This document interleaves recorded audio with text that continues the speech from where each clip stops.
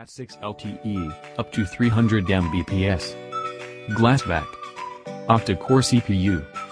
The eHawk does a great job of impressing with its surface features. Most obvious of the lot, it has a glass back and front, and has the dense feel of a more expensive phone. There are also modern touches like a rear fingerprint scanner and a USB-C charge socket. However, the real aim of the eHawk, other than looking good, is to provide solid entry-level specs at a good price. These include an octa-core CPU, 16GB of storage and a 13MP rear camera. And the one he is proudest of is Cat 6 LTE, which you may see called 4G+. This makes download speeds of 300 Mbps possible, although most of these contracts only allow for speeds of up to 60 Mbps.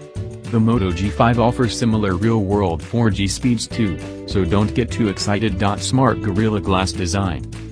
Slim and pocketable. Looks similar to an iPhone 8. The eHawk looks a lot like a black iPhone 8 without a Touch ID pad from the front. Its curves have that Apple flavor, and thanks to the 5-inch screen the phone is a manageable size. A glass pack separates the Hawk from the budget competition, which tends to, at best, use some aluminum.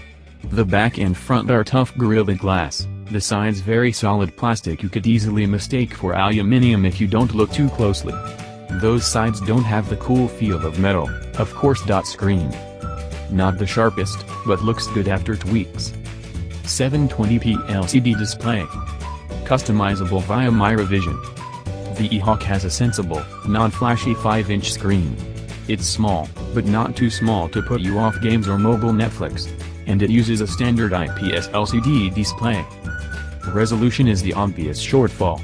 The Moto G5 has a 1080p screen, the Hawk just a 720p one.